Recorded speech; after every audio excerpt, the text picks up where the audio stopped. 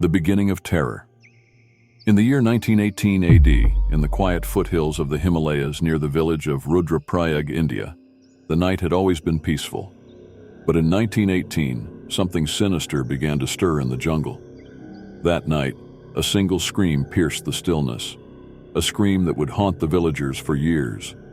They reached the source of the scream, a small hut on the edge of the village, only to find the door torn from its hinges and deep claw marks carved into the wooden beams. Inside, a woman was missing, and the only trace of her was blood smeared across the dirt floor. This was the first strike of the man-eating leopard, a creature that would go on to claim over 125 lives. As days passed, the village was gripped by terror.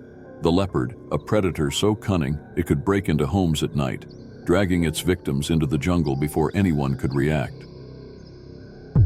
Families barricaded themselves inside their homes, using heavy stones to reinforce their doors. They fortified their windows with iron bars and wooden planks, but no matter what they did, the leopard seemed to find a way in. Night after night, another soul would vanish, leaving behind only blood and the marks of the beast's claws. Hunters were called from nearby villages, each one confident that they could track and kill the leopard. But the predator outwitted them all. It avoided every trap, slipped past every ambush, and disappeared into the jungle, as if mocking those who dared to hunt it. Some began to whisper that this was no ordinary animal, that it was possessed by a demon, a supernatural force sent to punish the villagers for unknown sins. By the end of the first year, the death toll had risen dramatically, and the villagers were living in petrified fear. The pilgrimage route to Kedarnath, which passed through the village, was abandoned as rumors of the man-eater spread. Then came the final straw. The village headman, the one who had sworn to protect his people, was found dead, his body savagely torn apart by the leopard. Offered a large bounty to anyone who could kill the beast. Hunters, both local and from afar, answered the call, drawn by the promise of wealth and fame. But the leopard continued to evade them all, disappearing into the dense jungle as quickly as it had come. The death toll continued to rise, and with each new attack, the pressure on the authorities mounted. The number of victims had now exceeded 100, and the entire region was gripped by fear. The British official, recognizing the growing scale of the crisis, knew that something drastic had to be done. Jim Corbett's entry. In a quiet cabin in Nainital, a man sat packing his hunting gear. His name was Jim Corbett, a renowned hunter and naturalist, known throughout India for his success in tracking and killing man-eaters. Corbett had a deep respect for wildlife, but the Leopard of Rudraprayag was different. He had faced many man-eaters before, but something about this hunt felt different. The leopard had been terrorizing the region for nearly 8 years, a length of time unheard of for a man-eater to evade capture. By the time Corbett arrived in Rudraprayag in 1925, the leopard had already claimed 125 lives.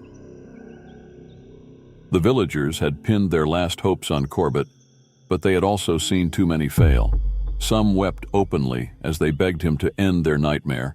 Others simply stared at him, their faces hollow with fear. Corbett immediately began his investigation.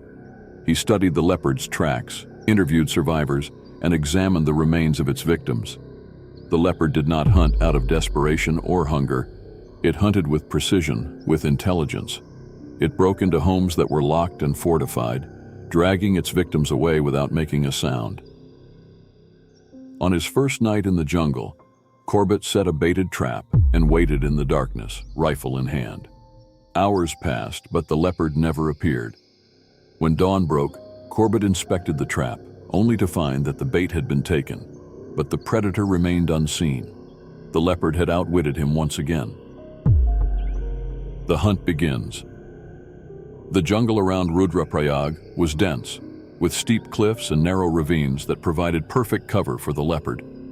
Corbett trekked through the rugged terrain, studying every sign of the predator's presence. He knew that to catch this leopard, he must learn to think like it, move like it. A grieving mother described how the leopard tore through her door, dragging her child into the night. The sorrow in her eyes told Corbett everything he needed to know. This hunt would be like no other. Weeks passed, and Corbett began to realize that the leopard was using the terrain to its advantage. It moved swiftly and silently, covering great distances under the cover of darkness. Then, one day, Corbett found fresh tracks near his camp. The realization dawned slowly. The leopard had been stalking him, just as he had been stalking it. The hunter had become the hunted. The final confrontation. It was May 2nd, 1926. The village of Rudraprayag was silent.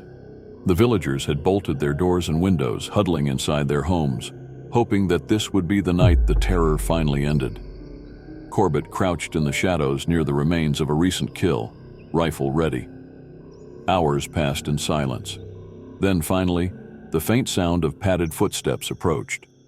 The leopard emerged from the shadows, its yellow eyes glowing in the moonlight. It moved toward the bait, unaware that Corbett was watching, waiting. Corbett's finger tightened on the trigger. The moment stretched, the tension unbearable. Then, with a single well-aimed shot, Corbett fired. The crack of the rifle echoed through the jungle, and the leopard collapsed, fatally wounded. The villagers, hearing the shot, rushed from their homes. They found Corbett standing over the lifeless body of the infamous maneater. Relief flooded their faces as they realized the nightmare was over. The leopard had killed 125 people in the span of 8 years. The terror of the past 8 years would not be forgotten, but for the first time in a long time, life slowly began to return to normal.